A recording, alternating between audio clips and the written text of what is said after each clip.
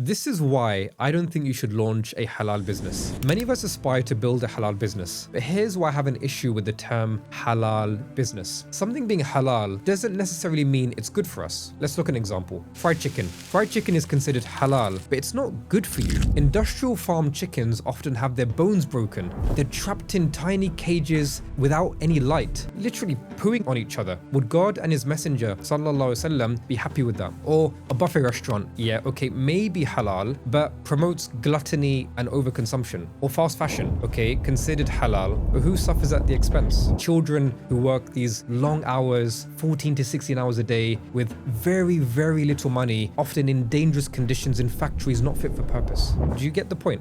Halal is a legal designation. It's not a state necessarily to aspire for. So something being halal doesn't tell you about the intrinsic goodness of the thing. It tells you a legal ruling which we then need to contextualize into our lives. It can lack the core spirit of faith, which is why we should aspire for businesses beyond halal. The Quran couples the word halal over and over again with tayyib, and tayyib is normally translated as wholesome, organic, or pure. And this gets to the spirit of the law, not just the letter. We shouldn't just be consuming things simply because legally they're permissible, but things which nourish us physically, mentally, and spiritually. So the high dimension of faith is ihsan, or excellence, the idea that God is always watching you and to act as if you can see him. Ihsan is a thing that will transform our current state. So in fact, we learn in a hadith that ihsan should apply to everything, even our food. There's a hadith which says, verily God has enjoined excellence, ihsan, upon all things. And when you slaughter an animal, to give quite a crude example, then slaughter well. Let one of you sharpen his blade and spare the suffering to the animal that he or she is slaughtering. And this applies to various products we buy and sell. And we need to think about even our clothing. The Quran says, and purify your clothes. This is in Surah Mudaththir in verse 4, the cloaked one. And Ibn Juzay of Granada of Spain, the great 14th century Muslim scholar,